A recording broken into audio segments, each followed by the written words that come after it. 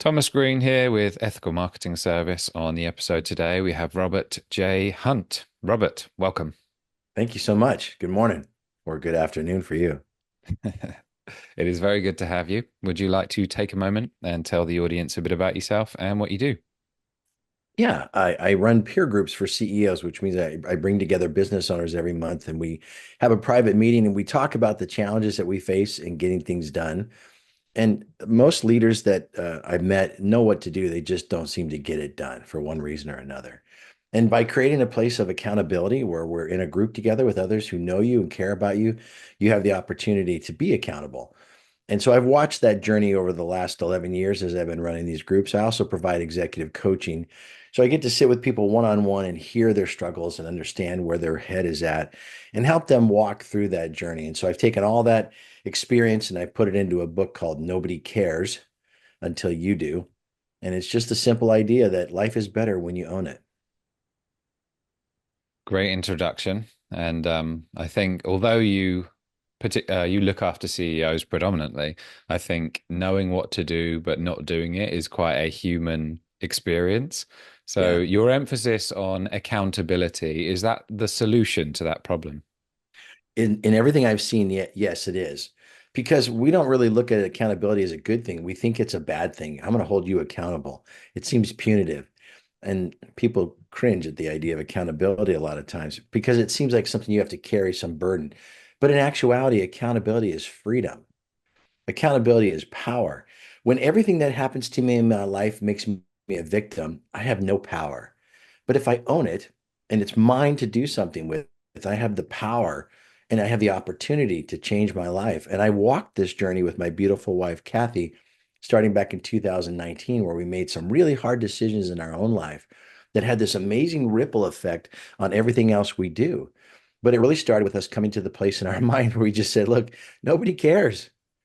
Nobody cares if you're fat, broke, your business doesn't work, you don't like your kids, your health is bad, your finances are zero. Nobody cares unless you do.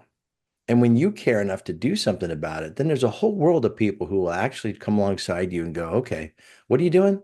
Hey, I can help with that. Let me encourage you. And they will. And they did for us. And so we've seen that. So yeah, I think there's the freedom in accountability. And we just need to see it that way. Okay. So that would be pretty much your definition of what accountability is. In terms of a what you might see as an example of how someone can go from that problem where they're not doing what they should do to perhaps what the ideal is, how would you describe that? Well, we wanted it to be something you drove on your own pace at your own way. And so we put an assessment in the book and you can go online and you can do it for free.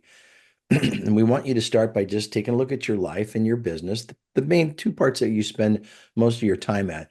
I think we spend more time at work than we do in our personal lives in most cases.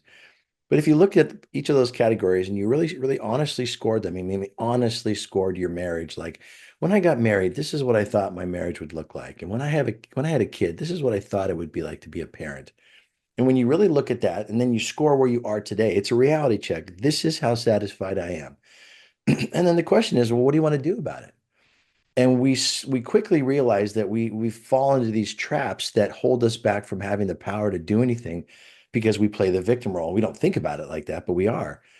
And the four things that we traditionally do that hold us as a victim is we blame, we make excuses, we say we can't, or we just wait and hope. And we've done all those things and continue to do them in many cases, and we're consciously aware of it now. But when you blame someone or something, it just makes you mad. It doesn't fix it. And when you make excuses, it really just takes away the willingness or desire to do anything about it. Well, it's just this. I mean, that's how it is. And that's it. Or if you say, I can't, then everyone goes, yeah, poor you. You're right. You really can't. But what you're really saying is, I won't. I can't do this. Oh, no, you won't. And if we really are consciously aware of where we blame or where we made an excuse or where we say we can't, we see how we hold ourselves as a prisoner. And then at the end of those three, if nothing changes, we just wait and hope. We'll just make minimum payments on our credit cards, hoping that somehow magically money will appear in the future and we'll be able to get out of debt when we know we're not doing the right thing. We're not making the right choices. So those four things hold us back as victims. And in light of where you said you're not satisfied and the awareness of the places you play a victim, you can choose to say no. I'm not going to do that anymore because nobody cares if I'm broke. Nobody cares if my marriage is bad unless I care enough to do something. And then there's a beautiful journey that you can join in, and the book outlines how that turning point occurs and what the journey looks like to get out of that. I love the answer, and how you've outlined the ways that people play the victim so that they can tell for themselves whether they're doing it or not. This is a bit of a side note or just a question, which is, do you think that you've seen more people playing the victim lately, or is it just something that has been fairly constant throughout your work? It's hard to tell because I'm more aware of it now. I think back to my youth.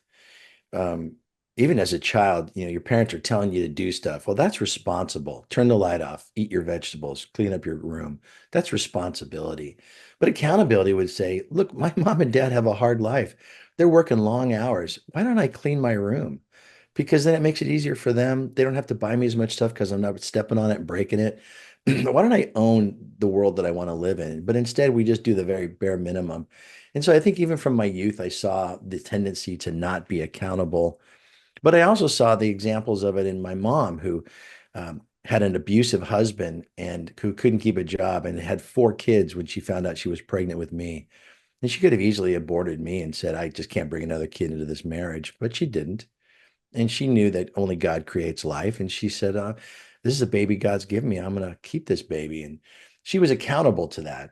And it still was a hard journey, but she made those tough choices. So I think I'm more aware of where people aren't being accountable. They're not having the freedom that's found in that. And that's why I push so hard to tell people about this concept so they can take control of their lives and have the life they really want. Do you get reluctance from people, objections, if you will? I get a lot of people saying I can't. Well, you don't understand my situation. I can't do that. Well, I don't understand your situation, but you do. And I went to present last week at a group of people who are in job transition. They've been out of a job for a certain period of time. They come together, this group, and I asked the question, are you living the life you really want? And they looked at me like I was crazy. They're like, we all don't have jobs, right? You know that? And I said, look, just because you don't have a job doesn't mean you can't live the life you want. I mean, if it's only based on money, then when you get the job and you have money again, is life perfect? No, because now you got a job and you're working long hours. It's a new job, so you got to prove yourself. You're learning all the things and you've got to go travel more. And so you're away from home. You don't get to pick up the kids after school like you did when you're out of work. You don't get to be home for meals like you did when you're out of work. You don't get to catch up with friends that you were when you're out of work because you're just head down working, working. So is life now good the way you want it now that you have a job? I mean, now you're not having family time, but you're having money. So there's always going to be something in life that won't be what you want, but you can still have the life you want in response to that. We say life is 10% of what happens to you, and it's 90% of how you respond to it. So I've been victimized in my life at different times, but how I responded to it kept me from staying a victim. And I think that's the part that I feel sad for, is that people do feel helpless and hopeless, but there is hope and you can do something about it. You just have to own it. Yeah, that's one of the things which occurred to me when you started talking about the victim mentality is that it is actually quite disempowering, Yeah. whereas the opposite means that you can actually do something about it. Yeah. So, if someone is, let's say, engaged in the conversation, they want to be a bit more accountable or they want to change something, what are the steps to doing that? So once you realize you played a victim in these areas, and that's not to be rude, it's just to say that's the role we play. We don't think about it, but we are. Once you've seen the blame, excuse, the saying I can't, or the waiting and hoping, and you recognize, you identify it, now you have that turning point. Okay, wait, nobody cares until I do. So what do I want to do about it? Then, as the book outlines in the second half of the book, you acknowledge reality. You take a hard look at where you're at and the tools and the opportunities and what you have. And then you embrace the suck, which is a military term. Salem, who co-authored the book with me, was in the Navy, and they have this term, embrace the suck. It's going to suck. Going through change sucks. And a lot of these things we have to do to have the life we want suck in the transition. And that's just truth. But embrace it. I mean, it's going to suck to stay a victim, or it's going to suck to have a hard journey to get out of being a victim. But at least either one sucks, but this one gets you to where you really want your life to be. And so acknowledge reality, embrace the suck, and then find a solution. And they really do appear. When your head is overloaded with doubt and worry and fear and exhaustion and emotional drain, you can't think clearly. You're not making good decisions. But when you have hope and a plan and you see a vision of where you're going, you get excited. And even if it's going to be really hard and it's going to suck, you know where you're going to be soon. And so that gets exciting and you see a solution and you can go chase it. And then the last part is you just make it happen. You surround yourself with other people who will support you in the journey. You tell them, this is what I'm doing. I want to change my life. That's one of the beauties of accountability. If you really want to be accountable, you have to be vulnerable.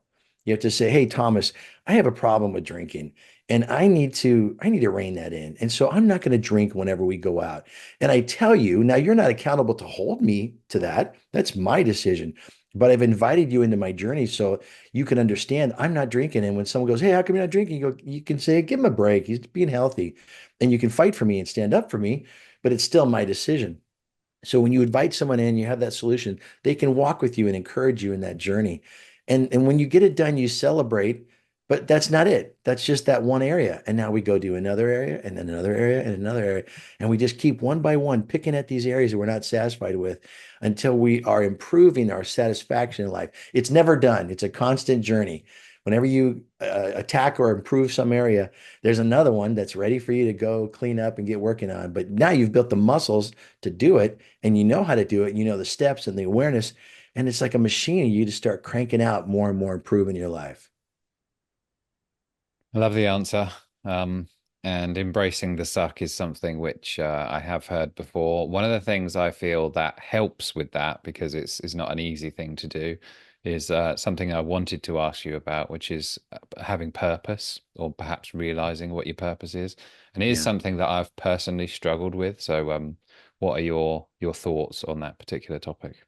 Man, purpose is everything because without purpose, how do you make decisions? When you're looking at two really great decisions and you know your purpose, you can choose the one that chases your purpose and it gives you more clarity of where you want to go. Purpose is something that I take my clients through. We'll spend a day together and we'll outline our lives. We'll look at our journey and look at the things I went through. I went through a divorce, a bankruptcy. I've been out of a job for a year. I started my own business. I've struggled with these things. I've had doubt about my faith through the journey. I've had anger. All these things have created the journey that I'm on today. So now what? I'm uniquely qualified because of my experience to do something. And then I look at my values and I look at my strengths, my skills.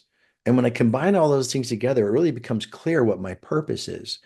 There's a cool book called Dare to Serve Leadership, written by Cheryl Batchelder. She was the CEO of Popeye's Chicken. And she tells the story about how she turned around Popeye's Chicken, which was a really horrible franchise. And she really got it cleaned up. And she did this through servant leadership principles. But in the back of her book, she walks you through how to define your personal purpose. And it's really clear, it's really well laid out. So you could go look for that book, Dare to Serve Leadership, and follow that process. But I think when you know your purpose, all decisions are easier to make because I know my why. My purpose is to help people remove the obstacles that keep them from being their best.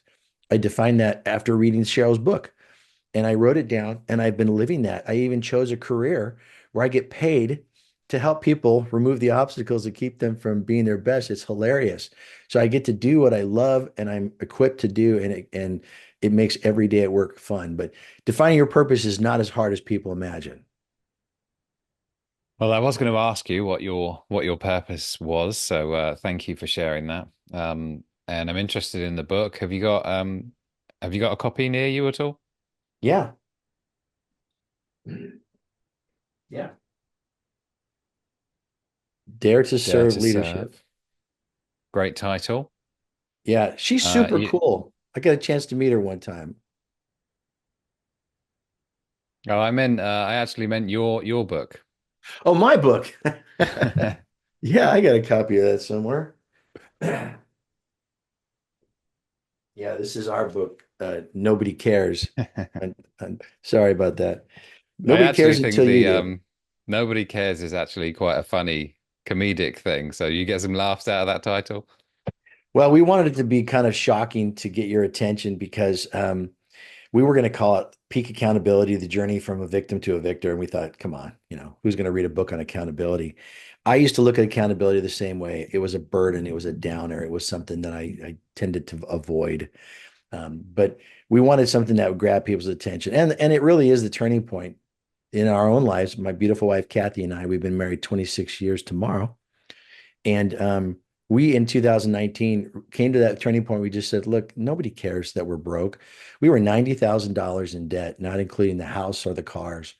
And it was choking us and it was causing us to stress in our marriage and have problems. And we even doubted our faith in God and we were angry at the world.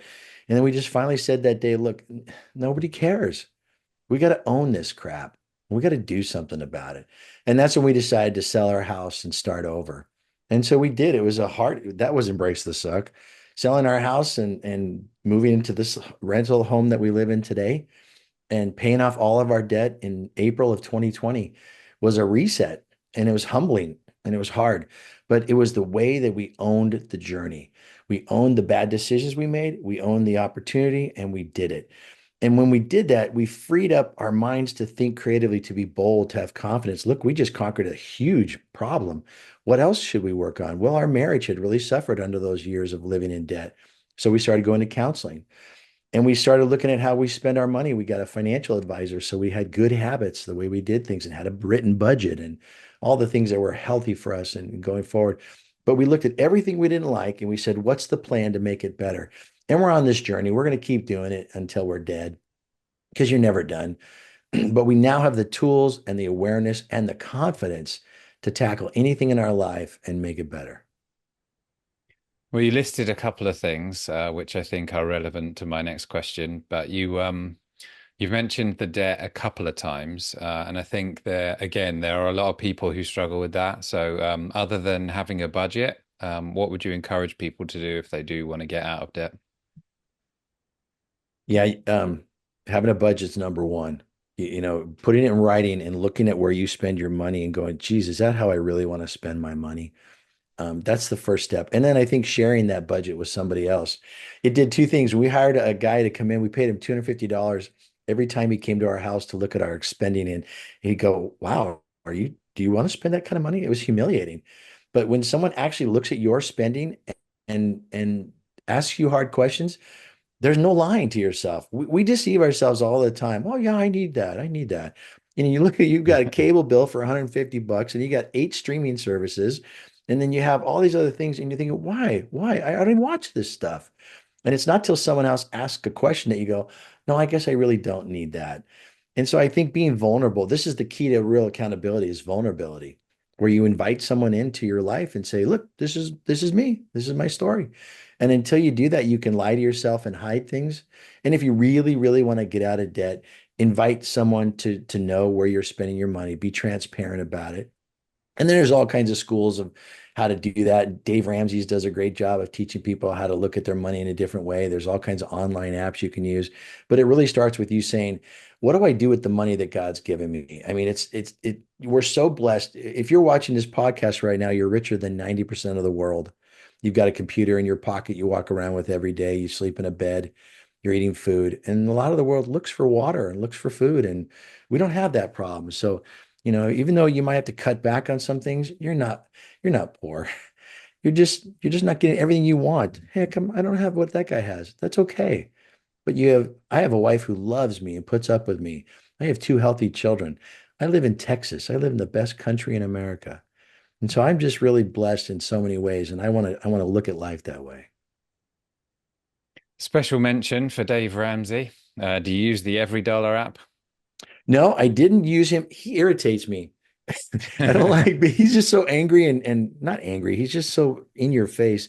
And I like to put a little love into my message. And so I tried to hang with him for a while, but nothing against him. He's just who he is. But that doesn't work for me. And so it's not hard. Spreadsheet, look at what you spend. Does it match? Stop doing it. It's not that hard. And we've actually been able to save a ton of money because we lost all of our savings and we lost our retirement. So we've had to rebuild, but we're diligent to save and give graciously. I think one of the best ways to handle your money is to give it away. When you start to give away your money, you start to see the power of money. The power of money is not for you to waste. The power of the money is for you to bless other people. and you have enough. You do. You just don't spend it the right way. And so when we started looking at how we spend it, we found there's a lot of money left over.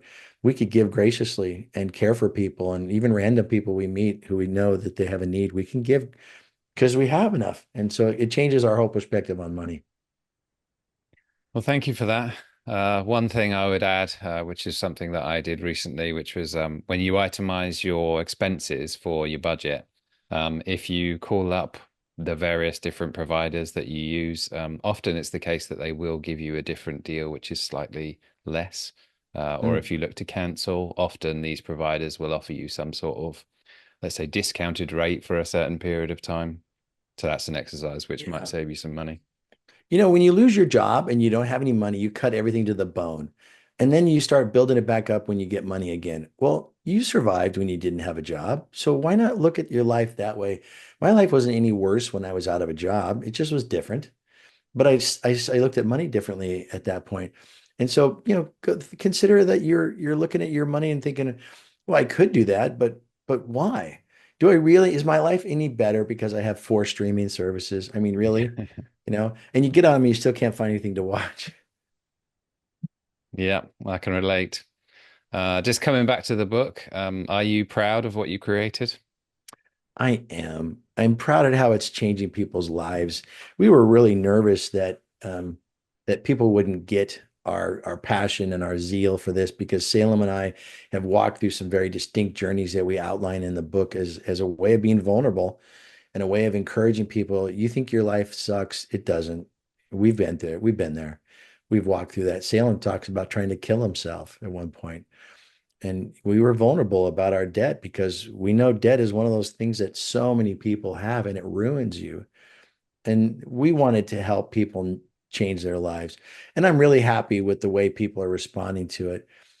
We're starting to do workshops now and get in a room with people and having them start seeing their life as a victim. And through the process of the day, end the day going, I own this. This is my life. I'm excited. And they've conquered one area in their life that day. It's so beautiful. And I feel so much joy to know that we've created a process where people can be empowered to go change their lives. So I'm really excited about it. And I feel like the workshops is the future. That's where we can actually sit with people and walk them through it and see them own it. And that's really magical. Sounds really positive. So well done on all that. For Thank people you. who want to buy the book, who's it for and where do they go? Well, our publicist said we shouldn't say this, but it's for everybody. I mean, that's the reality is that little kids, I've given it to kids in high school, and I've done it with all kinds of employees at different companies, and it's for anyone who wants to have a better life. Because when you take accountability for your life, you get the power to change anything in your life. And so it's for those people who say, I want to do something about my life and I'm not happy with it. You could buy it on all booksellers, it's online or Amazon, or you can go to nobodycaresbook.com. That's our website. You can watch videos about the book. You can get to know Salem and I. You can order copies of the book there. Um, and actually, there's a satisfaction assessment you can take for free without even buying the book, and we'd love to give that to you. We don't ask for your contact information. We're not trying to market to you. We want to help you. So you can take the assessment at no cost online. And for your podcast, I created a special website address, nobodycarespod.com. And if you enter the code word green for Thomas Green, I will mail out 2 copies of my book to somebody who will put in their information address and use the code word green. And then I'll copy you, Thomas, so you can get to know some of your listeners. Sounds great. I appreciate that. Do you have any closing thoughts for us today? Just ask yourself, are you living the life you want? It's that simple. And if you're not, and I think most people are not, what are you going to do about it? Are you going to blame, make excuse, say you can't, or wait and hope? That's empty. That doesn't do anything for you. Own it. Get to that place in your life where you realize nobody cares about your problems because they got their own problems. Take ownership and find the power to actually change your life. It does work. It worked for us. It continues to work in every application. Give it a shot. Try it out in one area of your life and see how it works. And I think you'll find that life is way better when you own it. I've loved the conversation, and I particularly appreciate the the various different topics we've discovered, including the budgeting stuff, because I think it's a good combination of topics. And Robert, thank you for being a great guest today. Thank you for having me on your show.